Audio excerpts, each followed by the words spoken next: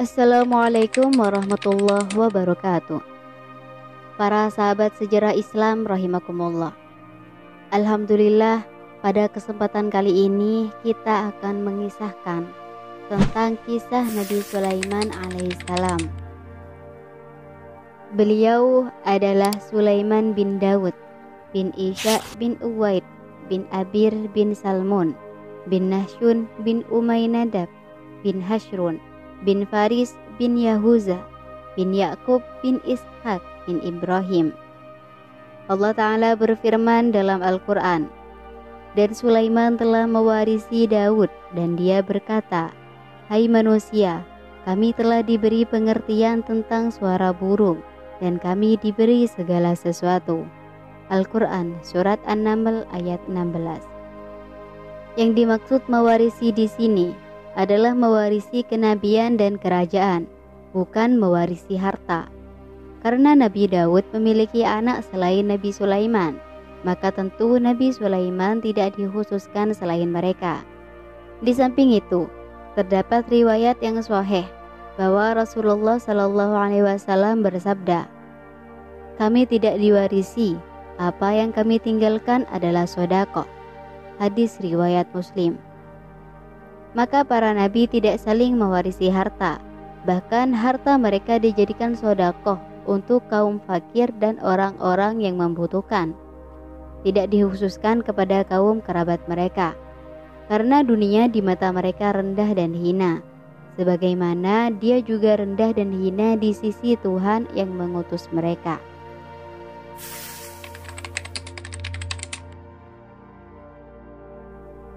Nabi Sulaiman alaihissalam memiliki keistimewaan yang dapat memahami pembicaraan burung-burung dan dapat menjelaskan isi serta kandungan pembicaraan mereka.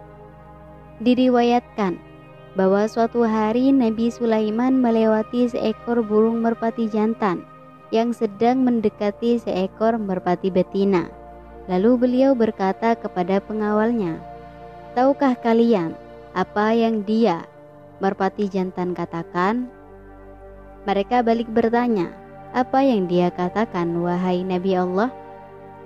Maka Nabi Sulaiman berkata, merpati jantan itu melamar sang betina untuk menikah dengannya, sambil berkata, menikahlah denganku, aku akan tempatkan kamu di sarang-sarang di daerah Damaskus jika engkau suka.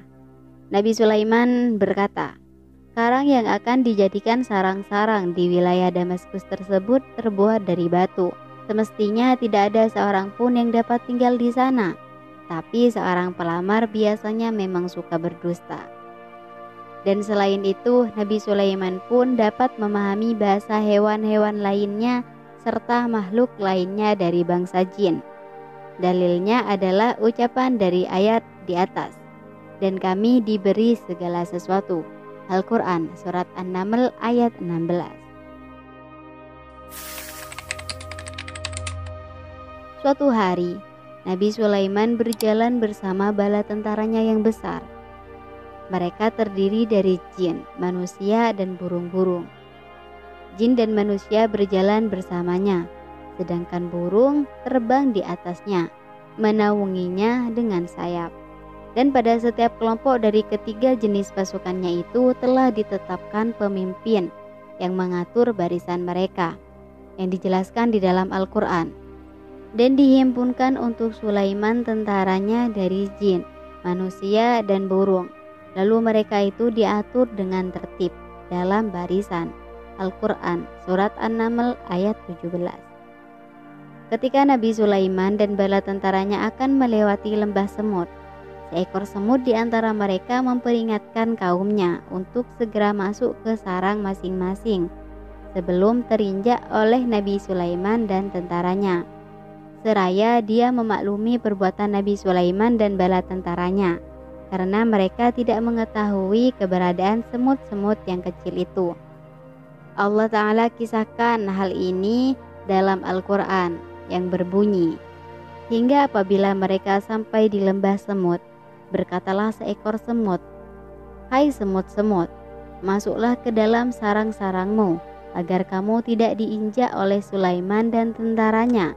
sedangkan mereka tidak menyadarinya. Al-Quran Surat An-Naml ayat 18.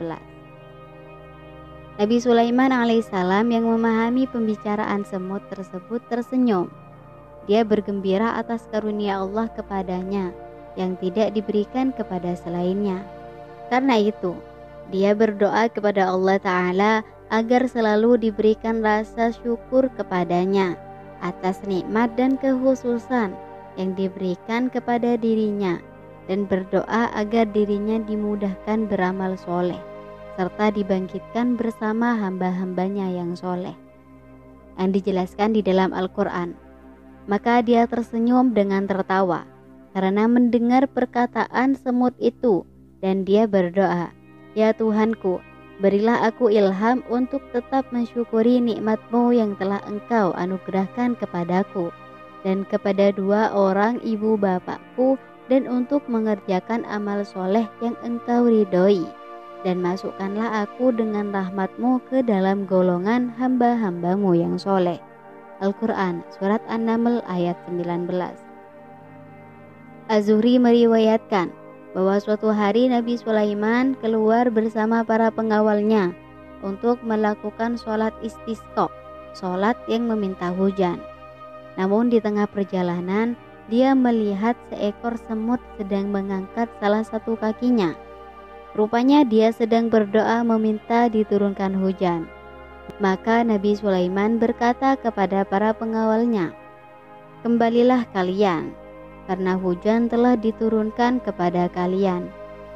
Semut itu telah berdoa meminta diturunkan hujan, dan permintaannya itu telah dikabulkan. Jadi itulah sebagian kisah Nabi Sulaiman yang mendapat keistimewaan bisa mengerti dan memahami bahasa hewan serta makhluk lainnya. Wallahu a'lam. Semoga bermanfaat. Wassalamualaikum warahmatullahi wabarakatuh.